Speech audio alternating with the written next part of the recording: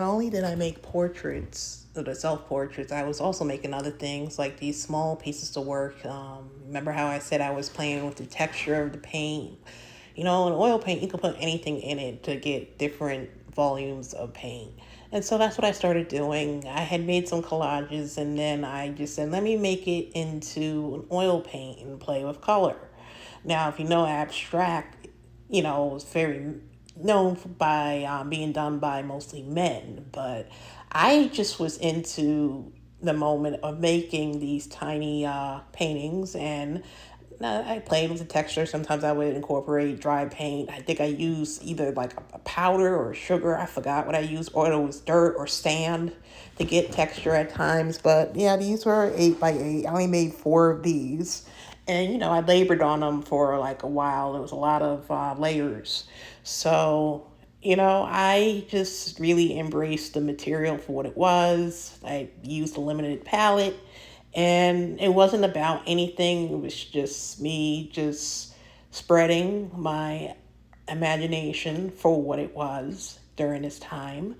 And I just embraced it and I went for it because, the life of an artist, you're not always going to make a masterpiece every single time. So, experimentation is always a part of the process, and just persevering through the process, as well as, yeah, you make mistakes, or you can edit, or you can start over again, or you could just keep on working to see where it ends up. And ultimately, with this little series, for what it was, I think it was 4 or 5 of these I made, they stood alone for what they were individually. So I, you know, it doesn't hurt to just expand your reach if you're a painter or a drawer, or if you're into sculpture.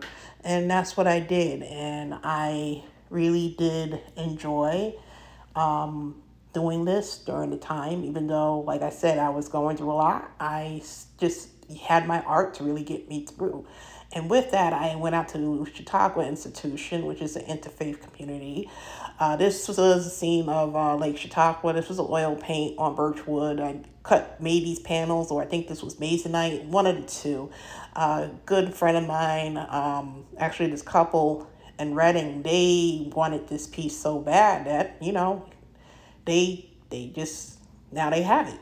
And they keeping it in their family. And from what they told me, a collector was looking at this work. But yeah, this is what Terry Atkins was talking about. The trees reminded him of their eyes were watching God, because I had these animated shapes with the landscape. And while I was at Chautauqua, like I said, I was just enjoying the moment for what it was. I met some amazing people and amazing teachers and professionals and critics and people from all walks of life and different areas of art, whether it be opera, theater, or orchestra. I keep in touch with most of these people up to this day. Off and on, we touch base. But yeah, I was just really engaged in the environment. I was glad I was at a place where I could just go see like a theater performance, or see like a podcast filmed live, like right down the road. And this was my studio at the time. I was in the basement. This was Lake Erie, and I did enjoy Lake Erie a lot. I went swimming out there, and that's what I made of that landscape. So that's like the real true landscape I made of that area right by Lake Erie. And this was, from what I recall, was on masonite that I had cut out and made like a platform behind to hang up.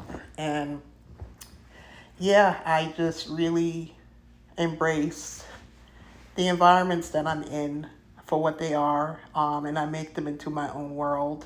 There's, no regular, oh, this is painting, this is what I do.